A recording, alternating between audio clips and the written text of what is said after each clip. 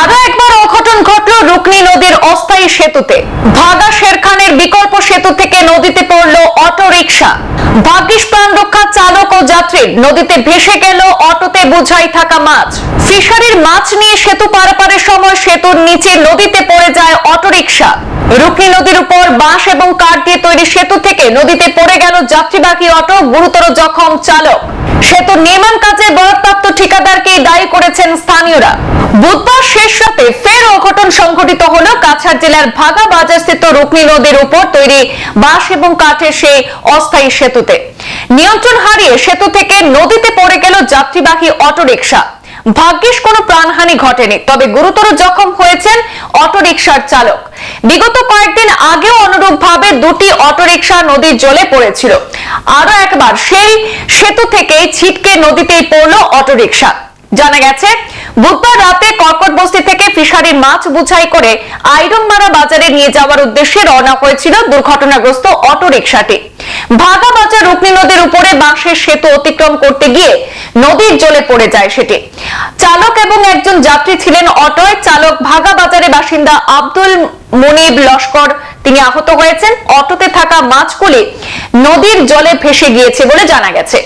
প্রসঙ্গত, ভাগা বাজারের রুকনি নদীর উপর থাকা ভাগা শেরখান সড়কের ভেঙে পড়া সেই সেতুটি সহ একটি সাবওয়ে নির্মাণ করার জন্য 3,26,00,000 টাকা মঞ্জুর হয়েছে।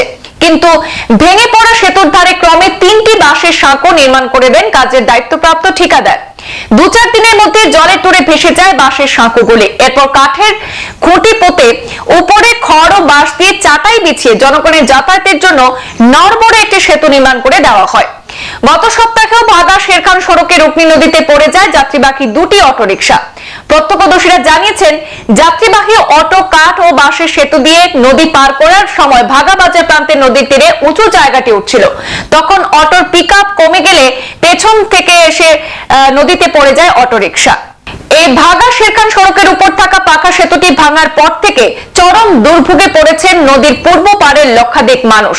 তারা এই সব কাজের জন্য বিভাগীয় ঠিকাদারের গাফিলতিকেই দায়ী করছেন। গেছন গিয়া বেজান মানুষ আলা গেছন গিয়া কয়টার সময় পড়ছে? রাত 2-2:30টার সময়।